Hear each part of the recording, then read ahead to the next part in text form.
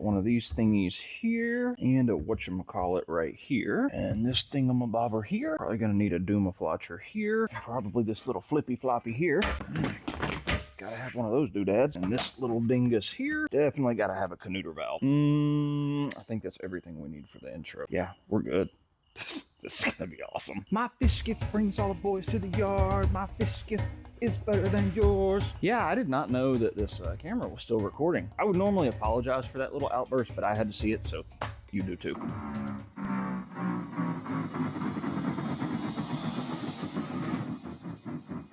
If you are not aware, there is a competition going on right now. It is me versus this goober. We both have one of these Sea Eagle Fish Skiff 16s. We're going to customize them and build them out in our own styles. And then you fine folks, the viewers, are going to let us know when Mike loses. Hello, Michael.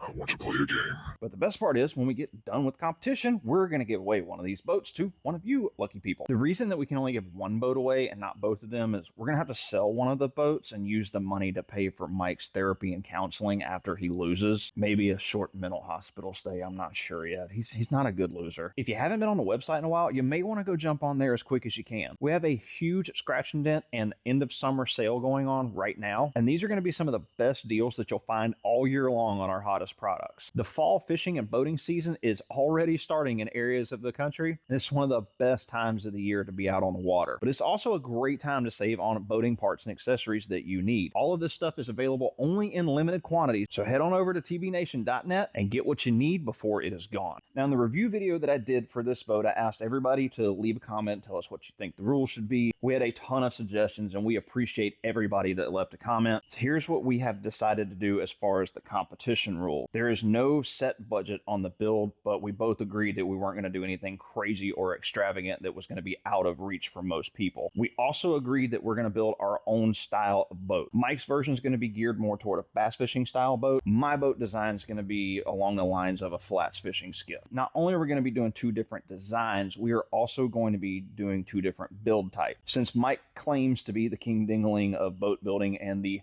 all-powerful Oz of DIY, his boat build is going to be 100% purely DIY friendly. My boat is not going to be DIY friendly. Reason being, we're going to make a kit based off of whatever I build. So the challenge for me is going to be, can I make something that's reproducible, that if somebody wants to buy a fish skiff with all the stuff that I'm going to do on it, we can do it. My design has to be easy to lay on the boat, strap it all down, but also easy to take apart and store and transport in a small car SUV. So I'll be doing my own video series on my build, and Mike will be doing whatever it is that Mike does. He'll probably be building decks out of recycled hubcaps and Flex Seal. And since there's no rules that say that I can't, I'm gonna allow you fine folks at home to help me build this boat. So how my build series is gonna work is I'm gonna give you kind of my overall layout, just my ideas on what I think this thing should look like. And then we're going to take it piece by piece, just, those little small sections at a time. And then I'm going to let all of y'all leave some comments, tell me what you think we should do. I'll check out all the comments for a few days, and then I'll build whatever it is that the majority of people want to see. I'll post a video of what I build, and in that same video, I'll give you an overview of the next piece that we got to build. And we'll just keep that process rolling until we finish the boat, Mike loses, and then one of you guys win an awesome boat. So today we're going to focus on the front deck. Now, when I did the review on this boat, I spent the majority of my time in this area right here walking around while I was fishing. This is the widest part of the front half of the boat, and it's the part that feels the most stable. And because the boat narrows down so much up here, I could walk around up here comfortably, but I don't have the greatest balance in the whole world. And it's not that the boat is unstable. The boat's very stable. It's just when you're up here and you have very little room to move, it doesn't feel super stable. And I know in bass boats, people want to fish and stand right here all day long in the very, very nose of the boat so they can be as close to the front as possible. This area right here is only 12 inches wide, and it doesn't even break the 2-foot mark until you get about right here. So with that in mind, I don't see myself or anyone else fishing in this particular portion of the boat. What I see is somebody spending most of their time in this general area right in here if we're going to put a big front deck on this boat. So if we run from this Sea Eagle logo up here to where I have this brace at, we're about 80 inches, which is 6 feet 8 inches. So that's a pretty long deck. I mean, you could actually put some 7-foot rods and they would only be hanging off just a little bit back this way or a little bit off the front. And the reason I picked this particular location is these two tie down points right here. This is normally where a seat would mount, just like that seat. But if we end our deck right here, not only does it give us a big deck space, it also gives a place for us to tie down back here. And then for this section of the deck, we will only need to add some D-rings on each side of the boat up here to tie the front portion of it down. We're not going to make a big, huge one-piece deck. We're going to have to break this up into small pieces. And I'm thinking if we put this here, this is going to be about as big of a section that you're going to be able to put into the back of a car. So this section, if we were to lay it out like this, would be about 39.5 inches. And we definitely need some storage, so I have picked out this hatch right here. This one is 16 inches from front to back, and it is 30 inches wide. And I picked this size in particular because it's the width of the boat up here. I can't go any wider. I could go further back, but I don't want to add a ton of weight in hatches to this boat. I'm trying to keep this lightweight so that we can get it in and out of cars very easily. So imagine deck here all the way to here. You got this big hatch and then deck all the way to the front, which we'll get to in a second. I'm thinking that we put a wall down to the floor here, and then we got the deck covering this, and we leave this open so that you got some room to shove some stuff up underneath. In particular, our 12-volt battery. I'm going to be running this Newport low-profile battery because it's got plenty of room to fit underneath this deck. And with a wall here, I can actually push this up against that wall, and I can use the other D-rings that would have gone to the seat to strap the battery here, and I can run another one over here and kind of sandwich it up against that wall so this battery doesn't move. But it'll also give some room to maybe shove a life jacket or something over here. If you got one of those small little lunchbox coolers, you can shove it up underneath there. There's a lot of extra room in here to do that. I picked this area specifically for the battery because this is where it starts to narrow down. So I want to try to keep as much weight out of the front as possible and kind of keep it centered in the boat. And I think putting our 12-volt battery here will do well to offset the weight of motor and gas tank or whatever it is that we're going to put on the back. And then up here in this area, I was thinking maybe we go with one of these plastic round access hatches, and you can put stuff up underneath here that you're not going to really need a whole lot during the day. And going with one of these round access panels that are lightweight plastic will save us some weight, because you got to think we're going to have a trolling motor mount up here plus the weight of a trolling motor and all the aluminum framing, the decking. I just think that adding a hatch up here may be a little bit too much. Now that's just me, my opinion. That's what I think we should do, but if you yahoos want to put a hatch up here, I do have one that will fit.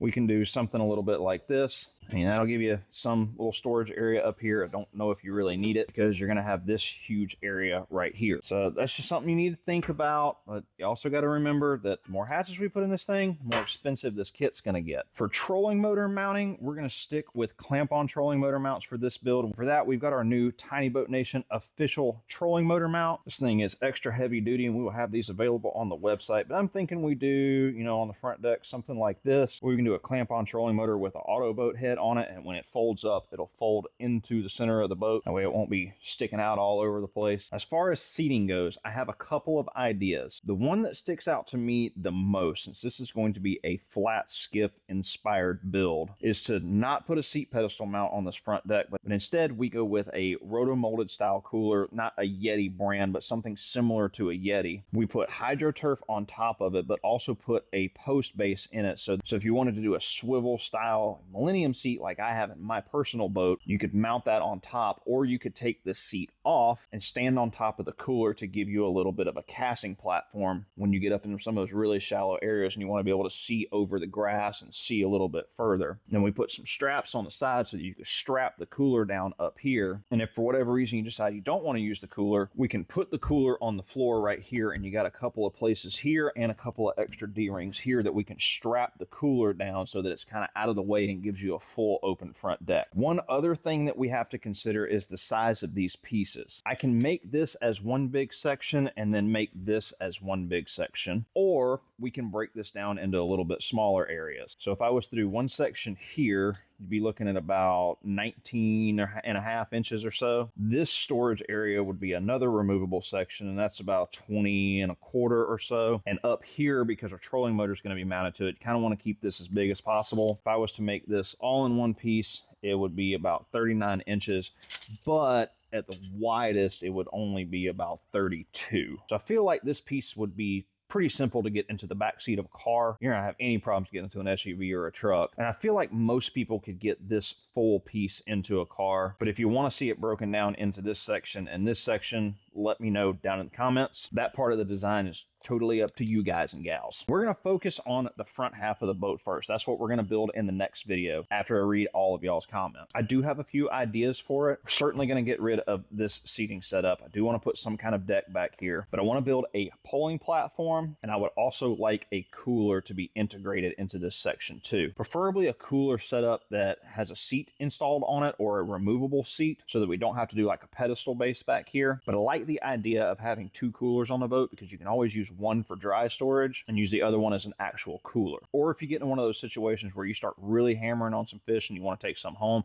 you got one cooler to keep fish in and you got one cooler to keep your drinks and your lunch and everything else in so they don't get all that fish slime and stuff all over them. I'm just spitballing ideas here, but that's where I'm kind of going. But if you have any ideas, drop them down in the comments. I would love to read them. In the intro, you saw me with this big piece of hydro turf. This is just a piece that I had laying around the shop, and I figured I would go ahead and just kind of roughly cut it out to give us an idea of what this boat will look like if we go with the particular deck design that I've got laid out right now. Definitely not the prettiest turf job, but it does give us a visual of how this thing may look. So there is all my thoughts and feelings, and this is kind of how this thing would look. It's actually a lot bigger in person than it looks on video. For size comparison, if you're familiar with a 1436 aluminum John boat, this deck space feels about the same size as if you were to put a piece of plywood from the very front of the boat all the way to the middle bench. Definitely a lot of space and a lot of room for options. You can put rod holders up here. You can put rod straps if you wanted to. You got room for a graph up there if you wanted to put one up there. Plenty of room to fold trolling motor up. This is going to give us tons of tackle storage. I don't even know if I have enough inshore fishing tackle to fill that area up, to be honest with you. For our regular subscribers that are following along with all of our projects, just a quick update for you. The duck boat is still back here. It's currently covered up so that it doesn't get dust all over that pretty little turf job I put on it. I am still working on the trailer. I will have that video out as soon as I can. The trailer that I got for this thing wound up being a little bit more work than I initially anticipated. Also coming very soon, going to be the first official review of the new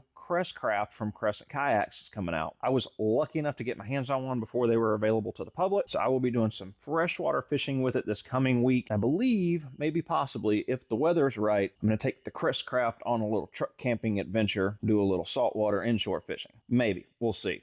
That's coming soon. I'm really excited about that little thing. And also in the coming weeks, be on the lookout on YouTube and on our website for the giveaway information and how you can enter to win one of these boats. And while you are checking out the website for the scratch and dent sale and the entry to win one of these boats, I'm going to be researching how much psych meds cost so I know how much to sell Mike's boat for after he loses. I don't have insurance on him, and I don't know how much his psych meds are going to cost when he loses his mind after he loses his competition.